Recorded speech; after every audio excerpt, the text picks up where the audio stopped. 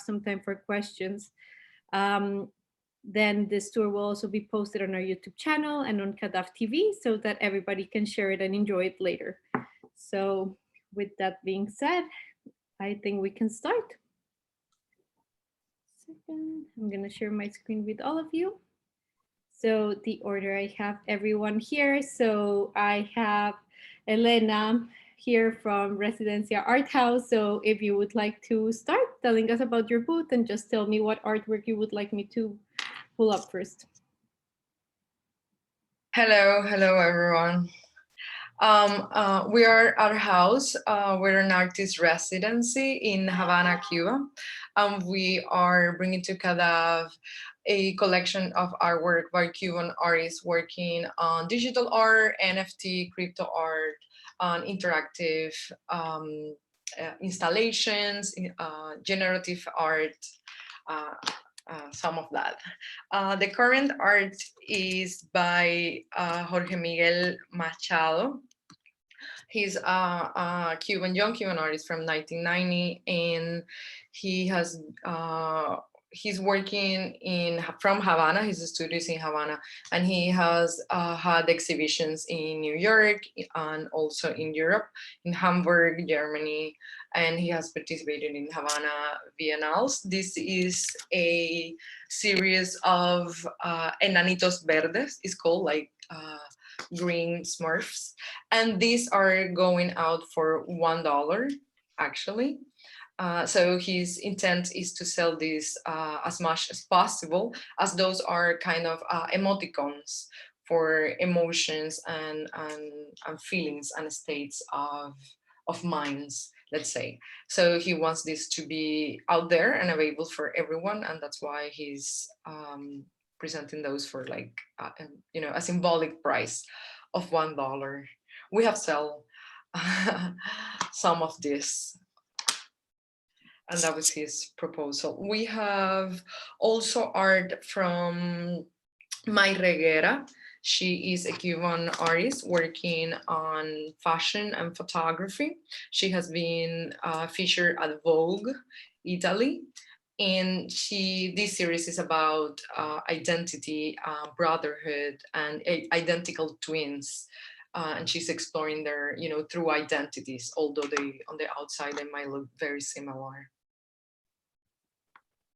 She has is very classical in her presentation and very colorful, and it's a new type of Cuba also that you can see in her art.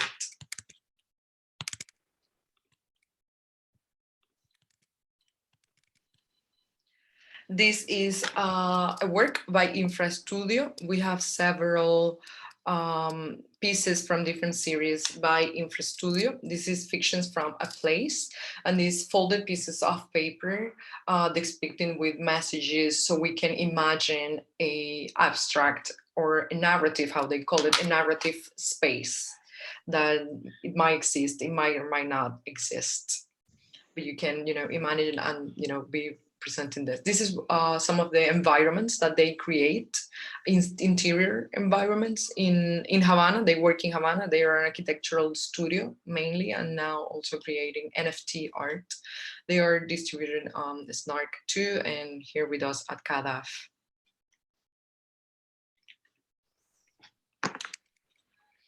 Yeah, this is part of a series of on digital urban interventions. So they rendered spaces of Havana and made an architectural intervention of the city that you could actually see on Havana. There's printed QRs, so you can access to these interventions in 3D, these models that they created.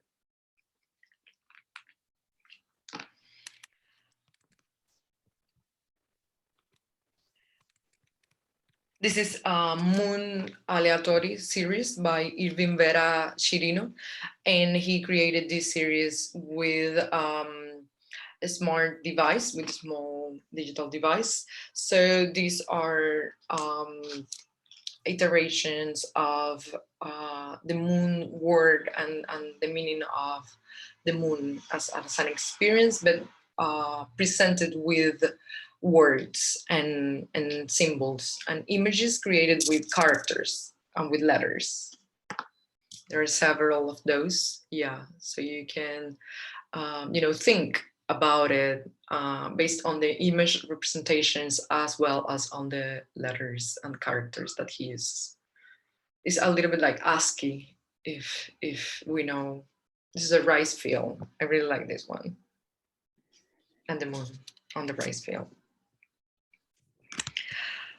This is Kiko Faxas. He's an experimental music composer, and he created these interactive, immersive virtual reality spaces. There is a video, I think, in one of the images is actually a video, so you can see how it works. Yeah, so you can get inside these environments.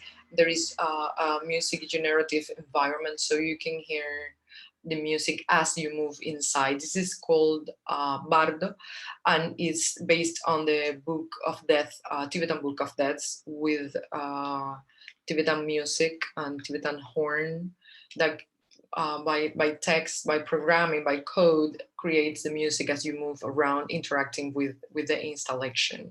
And the lights also appear with text of the Books of Death, Tibetan Book of Death.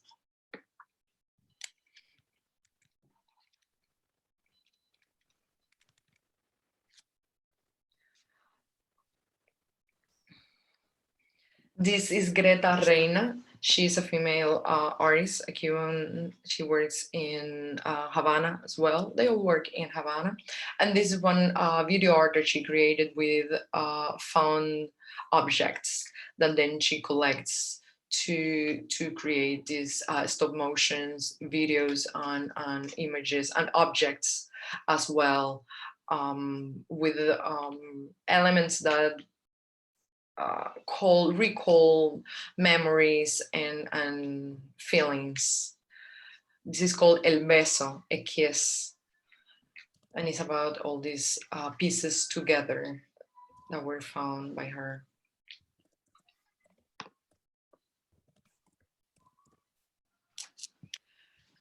This video art by Levi Horta. Is a video, yeah, and he is in this piece. He is reflecting on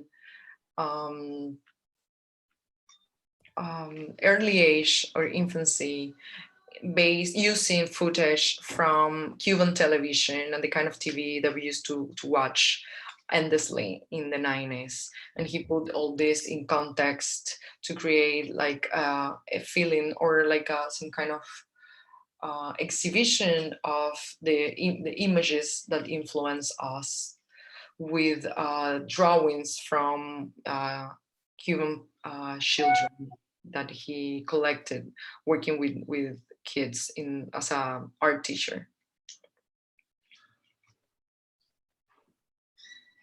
to explore childhood, basically. This is Orestes Hernandez. He is a Cuban artist that has an extensive work, and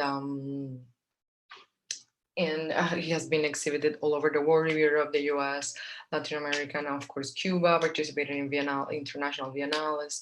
And he created these colorful pieces. This is actually a video. I don't know, it's not showing, but these are two videos that we're presenting at Cadaf by him. Art Now is one of them. This is the one that we're watching, and it's about it's a very humorous reflection on what art is and how the spectators present themselves in front of art and interpret them.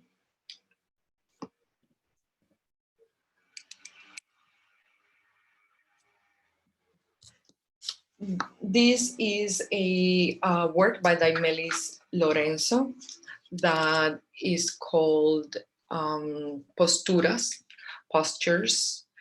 or Seedings in English, and it's part of, there is a video, I think, there, so it's a collection of videos and still images about a performance that she developed at an art space in Havana that is called Chuyima Workshop.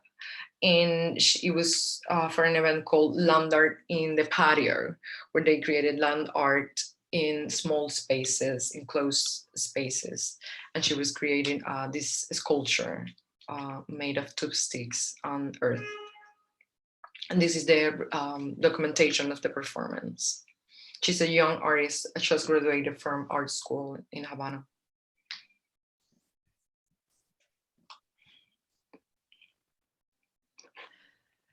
This is Paolo there. This is one of a series of 3 videos that we're presenting at Cadaf. Paolo works in virtual reality, artificial reality, and NFT, and he's one of the most active Cuban crypto artists. He's widely available on crypto art platforms, and he works with politics, with authority, with he explores, the relation between institutions and civilians, and also the economy on art and how all this interrelates in Cuba and in the world. This series is about, authority, surveillance, and economy and art.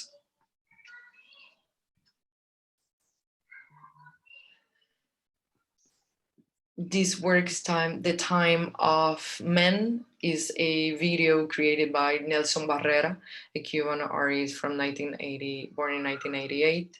He is part of a collective called Balada Tropical, an artist collective, Cuban artist collective, and they created like parties and physical environments for reflecting on art and life and the relation between two of those.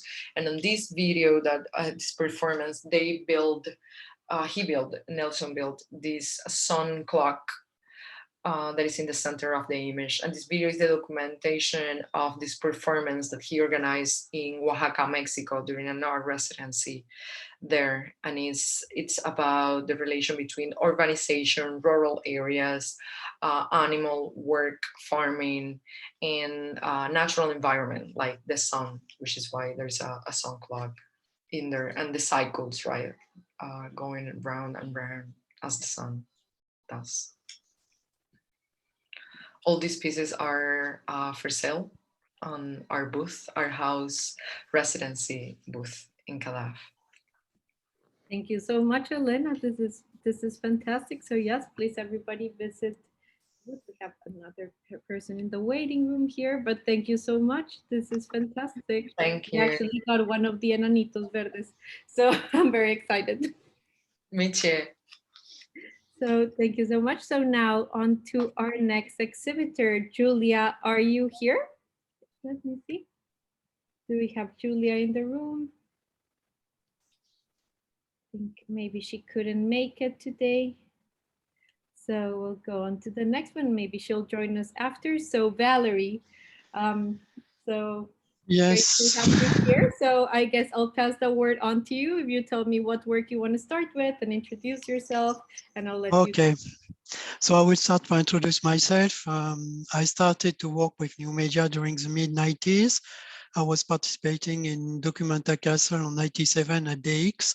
And to make it short, I have exhibited worldwide in different museums like Berkeley Art Museum, Carrillo Hill Museum in Mexico, also ZKM in Germany, or Mao Museum in China, K11, or new Woolloomooloo Art Space in Sydney, and so on, so on.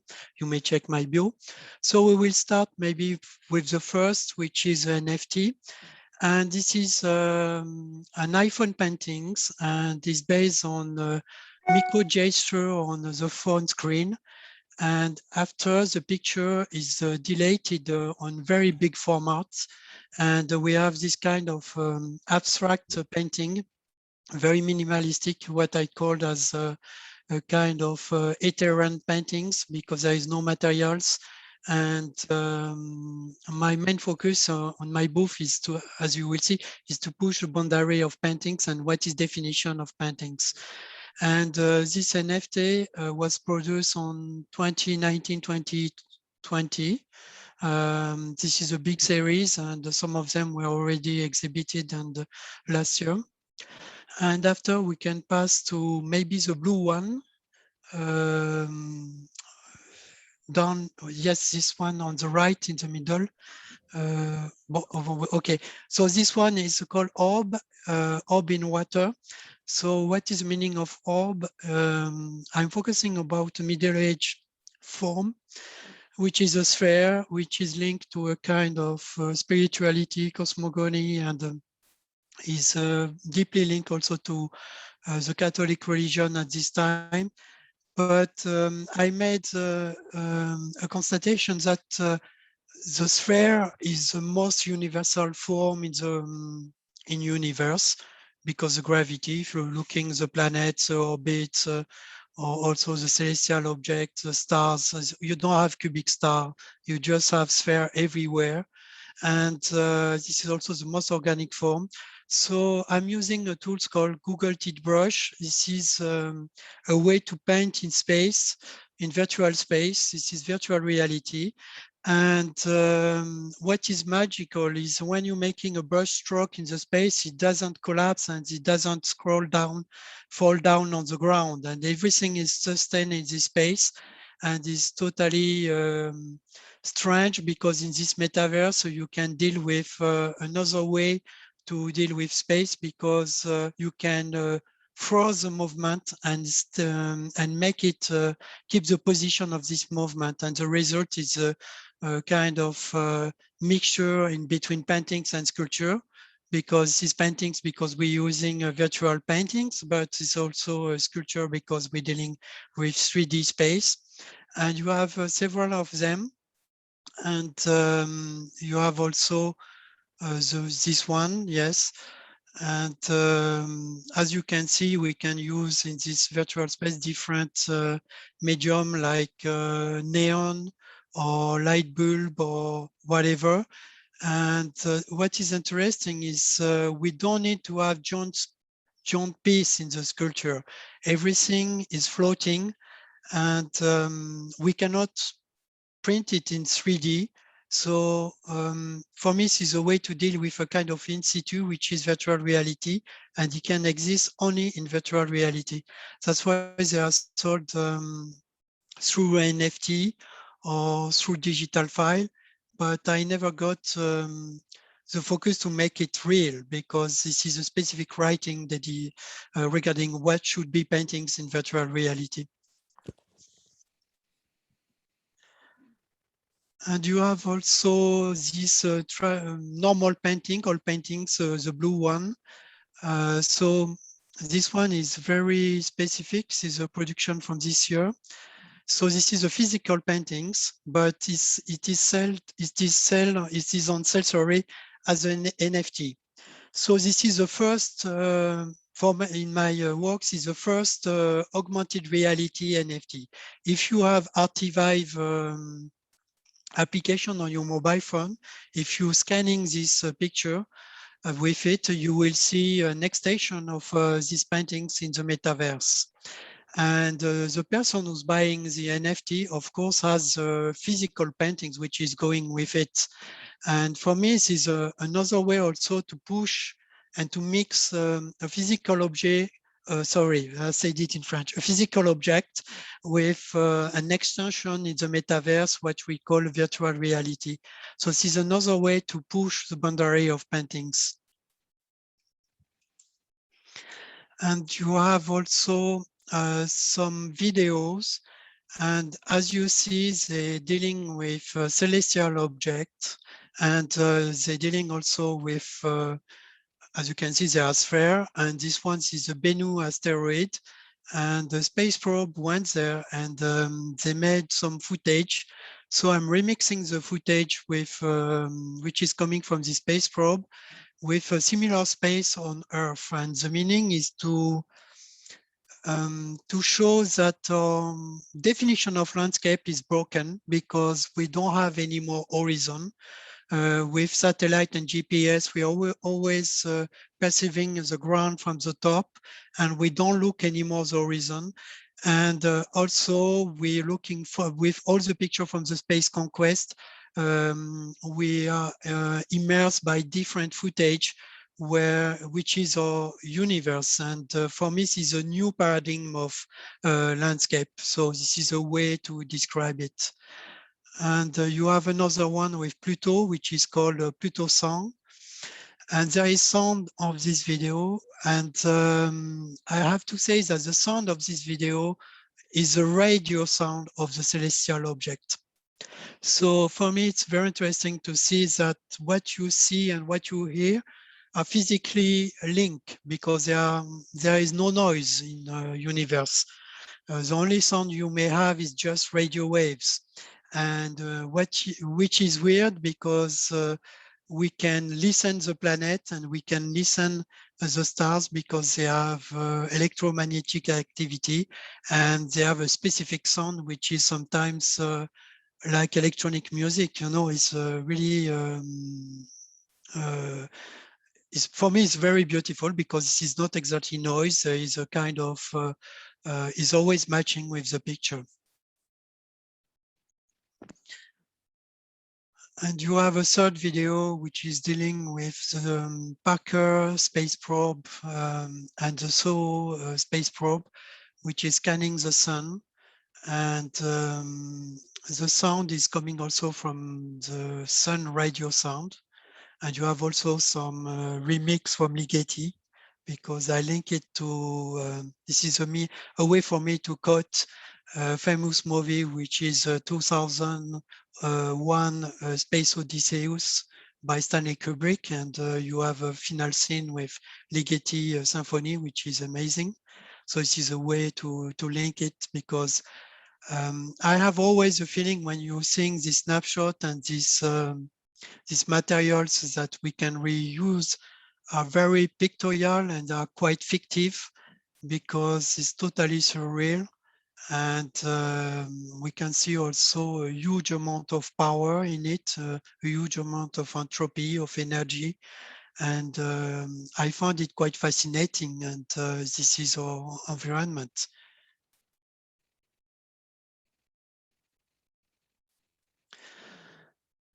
And you have a last series from this year, which are virtual painting of flower in the dark. So the meaning is very simple because we cross the pandemics and we are accumulating different crises with these pandemics like economic, social, also psychological, because in France we have because of lockdown, many people we became crazy and some of them become also killer. And as Alexandre Camus say, Albert Camus said with the Pest novel, in a pandemic, you can see the people losing totally their intelligence and falling in a kind of emotion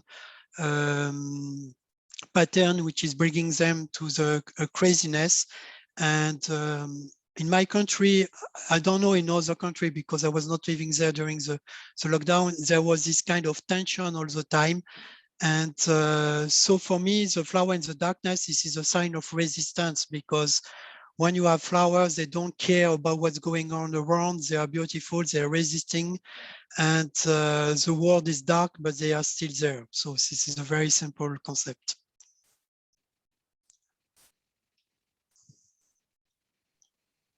Thank you, Valerie. That is beautiful.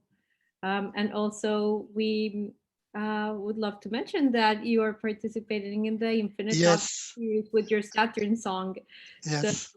if anyone's interested, you can visit the Infinite Objects and you can look at the Cadaf Paris collection. And Valerie has a beautiful piece there printed in an infinite object. And it's gorgeous. It's part of the edition of this one.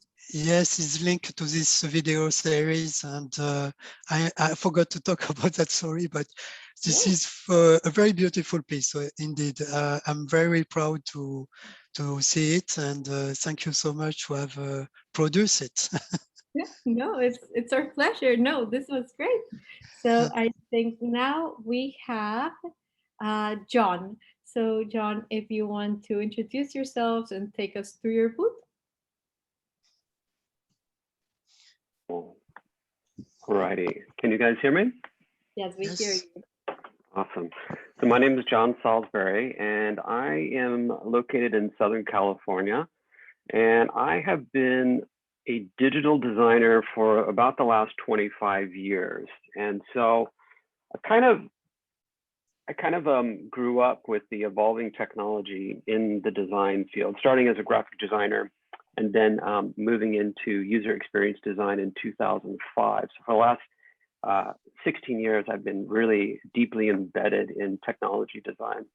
And my early roots were that I wanted to be an artist, and I was interested in things like data and fluxus and pop art and things like that, and kind of merged along with the graphic design trends of like punk rock and kind of more alternative culture, but eventually turned into a graphic designer.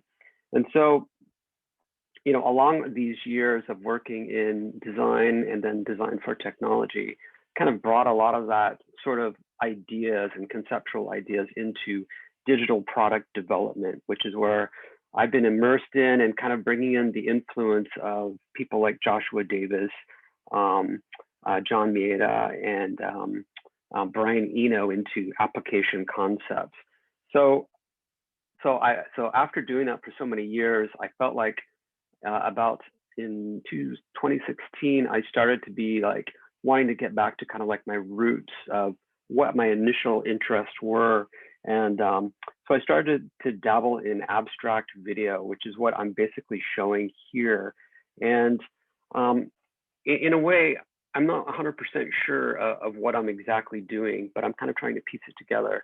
And I think that being immersed in this sort of digital landscape, I think Valery, you touched on that a bit, just sort of immersed in designing on a screen for screens.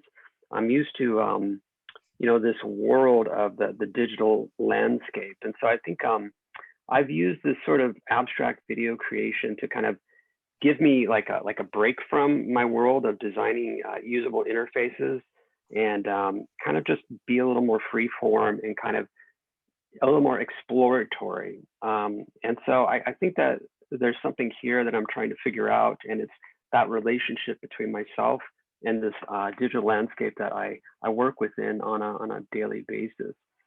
So I could kind of walk you through a few of the pieces. If you go down, actually, I just uploaded one piece this morning that I felt like I wanted to talk about, and it's in the very the right bottom corner. And this is a video work that I did.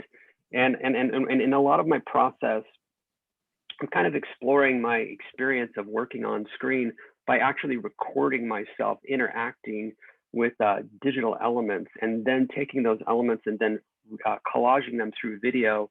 And this was an interesting project which I worked with David Carson, who is a famous graphic designer, and he had done a piece with somebody that I'm connected with through Instagram. And we kind of together, collaborated on making a video piece from their collaboration. And I think it's another one of the aspects I'm really fascinated with right now is the ability to work with different collaborators all over the world through, using social media and the way that we're connected to each other. So this is just sort of an example of that. And I also, this has sound to it. I work with a lot of audio musicians on these pieces, which have become like long form video work, about 20 minutes long. But this is just a segment of showing that work. If we could go to another piece. So a lot of my work is abstract in nature. If you go to the middle one that you're currently on, in sort of a way that I'm personally very attracted to assemblage artists like Noah Purfoy or David Hammonds. And some of the things I like about collage work is that it's kind of pulling things from different places and kind of creating something new out of. This is actually a bunch of fabric pattern swatches that I was putting together for a project. I had them on my desktop, and as I was scrolling on my computer screen, I really liked the way that it looked. And so I started to screen record that and then use it as the basis for a bunch of different abstract animations. And I think it's kind of another, like the fascination with this experience of this living within this digital world and then creating infinite number of new compositions that have sort of a tie to something else, like online media. Cool. We can move on. If we go into the one right next to the middle one on the middle left,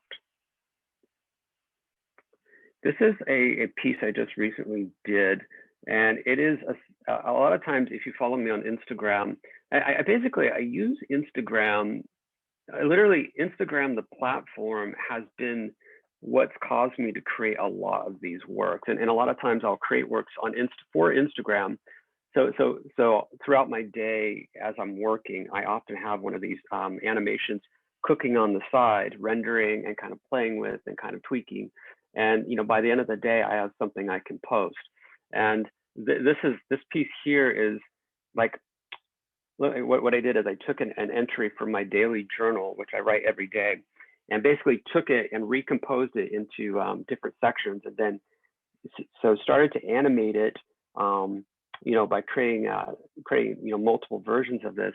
And I think the thing that fascinates me is I'm obviously, you can't see anything in it that is even remotely looks like a diary, but deep down in there is what I wrote embedded. And part of my fascination or interest is just the idea of what gets conveyed to the subconscious through video and animation and digital format. It's just something I'm exploring. Okay, we can go to another one. And if the top middle one is a video that I created, and it has sound if you're able to put it on.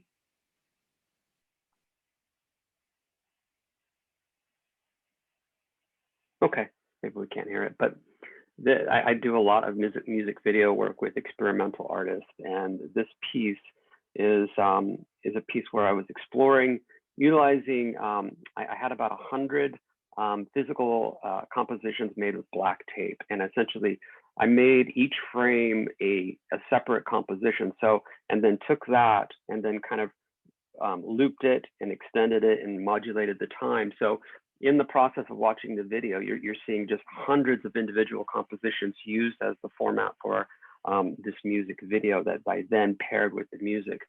So it's kind of like another fascination of this medium of video and how rapidly you see things. And again, I'm curious to see or curious to wonder is, can the brain process all this information? And maybe that's another sort of overarching theme of which I'm trying to figure out is, we're in this age of massive amounts of information being thrown at us, and it's just a curiosity to what the effects on us as people by consuming continuous amount of information.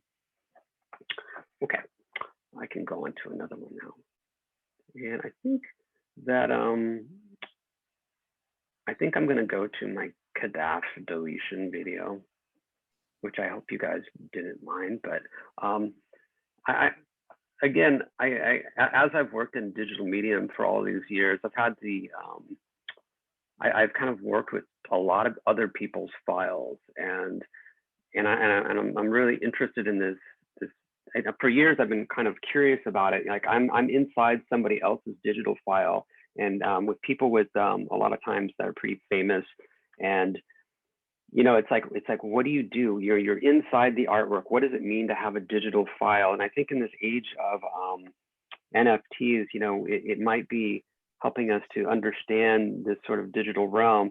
And so I think like, what could I do? But I could delete it as sort of an on-screen performance. And in that way, the act of deletion is kind of like a performance, and like kind of like saying, I'm not going to use this file to go and make copies of it or do something else or make it a derivative off of it. I'm simply deleting it, and maybe in a similar fashion to the way that Rauschenberg erased the de Kooning back in the 60s. So again, I think all these pieces are just simply concepts and ideas around this sort of digital existence that we have together. So I think that's about all I have to say about these pieces. But I do really appreciate having me into this year's exhibition. I did want to participate last year, but 2020 was a very challenging year. And I'm very excited that that Fanny purchased one of my pieces. So very excited. Thank you. Thank you, John. This is fantastic. And no, we love that you use the Cadaf logo. I think that is pretty great. We love it. So now, last but not least, we have Isa from Monira Foundation. So Isa, it's so great to have you here joining us. So Thank you, Andrea. Pass it on to you, and you just let me know what artworks you would like me to show. Sure. Thank you so much, Andrea, and hello, everyone. My name is Isabel Piñol Blasi, and I'm the Executive Director of the Monira Foundation. Our mission is to expand the reach and quality of art available to the public through residencies, exhibitions, and educational programs that address urgent and ongoing community needs, particularly as these evolve and change. So I think, Andrea, we can start perhaps, we can start with Yesul. Yesul Song is an artist from Korea. In the booth, we are exhibiting two of her works. Both are digital images. The first one that we are seeing is Rearrange Hanok 1. And then a bit farther down, we have Rearrange Hanok 3. It's the one in the bottom, correct? Yeah. So with her works, I'm going to be reading what she said about the work. This is a series of explorations of poetic representations of pixel data, original photographs of Korean traditional housings, the Hanok, and surrounding landscapes taken by the artist's father, Chon Hoo Song, were analyzed, and then individual pixels were arranged using computational algorithms to create ambient patterns consisting of the exact same pixels of the original photographs. So this is Yesul. If you want, Andrea, we can now see the one that is maybe Peter Burr. It's the one on the top, yeah. So Peter is a Brooklyn-based artist. I originally met him at Sundance at the New Frontier section. And I invited him to become part of a residency program that we have in Chicago. And about this work, which we are exhibiting 4 pieces, they are compression slabs number 1, 2, 3, and 4, all done during 2021. And they are digital images, but he also did a series of lithographs of the same images. And about the work, he says, these compression slabs are my love letters to Chicago, created during the time I lived there, which coincide with the first year of COVID-19 pandemic. The series depicts the solidarity blocks of freshly minted modernist homes set against a flat speckle landscape. The monochrome digital works are distorted through an error diffusion, deterring a logarithm native in the first computer graphics programs I was introduced to, MacPoint 1984. I think now we can see maybe Amai Kataria, which is on the 3rd row. Oh, we can see Lorenzo. We can see that one, Andrea, no problem. So Lorenzo Brusci is an Italian artist. The work that he is currently right now in residency with us at the foundation in New York. This is a body of work that is been ongoing since 2015. And it's called Morphosis Proliferation. For the booth, we are exhibiting 3 NFTs that I was able myself to generate, and I'm going to read about the methodology of this process. This method of symbolic continuity is presented as a new intensive source of hybrid reality. The action of pausing contributes to the generation of a symbolic social plot that becomes singularly responsive, self-mapping, limitless, and correal. So the way this work functions, there's a link to a page that has a a stream of over 50,000 images, and the viewer can stop the flow at any given point. And when you stop the flow, you are given an image that becomes your NFT. And what we are doing through the length of the art fair is the NFT validation process based on Lorenzo's team private blockchain, which is Perseus network. It's free. All what you need to do to download your NFTs is the MetaMask. And there's also a tutorial that you can read on the section to learn more about the work. And then finally, we can see, we have two more. We have Amai, which is, yeah, that one. Amai Kataria is originally from India. He was one of our artists in residency in Chicago after he graduated from the School of the Art Institute. For the booth, I selected this piece called Homotypical. It's a digital print, and it's composed using a precise genetic algorithm. Homotypical confronts two symmetric typologies with each other, differing only in their color space. The one in the left imagines the past filled with information, whereas the one on the right imagines the future, which is yet to be populated. In the point of confrontation lies the present, the temporal moment of becoming. And this is a work that is based on the book Ghosts in the Machine by Arthur Koestler, written in 1969, sorry. And finally, we have View, which is it's a 20-second loop. She is a New York-based artist. She was in residency with us several years ago in New York as well. The title of the piece, it's called Command Prism, and it's a 20-second looping video made with animating gestures based on keyboard commands and scanning holographic paper and further software processes. Situated in the context of abstract painting, the high saturation of color and repeated organic forms evoke to narcotic and feminine while exploring perceptive boundaries. She approaches the pixel of the work similar to the fluidity of paint. In this generative process, multiple windows coexist and overlap. I think that's, these are the 5 artists that we are presenting. Thank you, Andrea.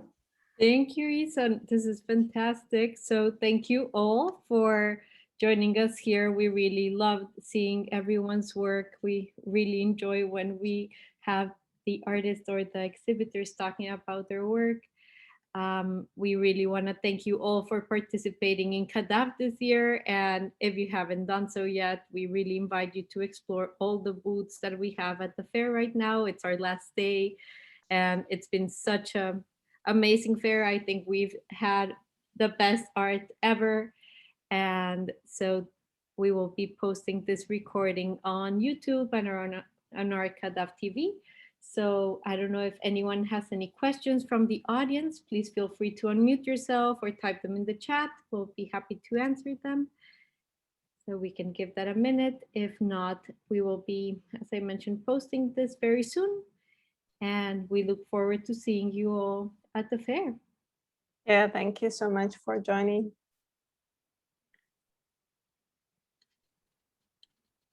All right. Well, thank you so much. All right. See you guys soon. Bye. Thank you. Thank Thanks, you, everyone. Thank Bye-bye. you very much. Thank you. Bye-bye. Bye, Valery. Bye, Val. Good to Bye. see you. Bye-bye.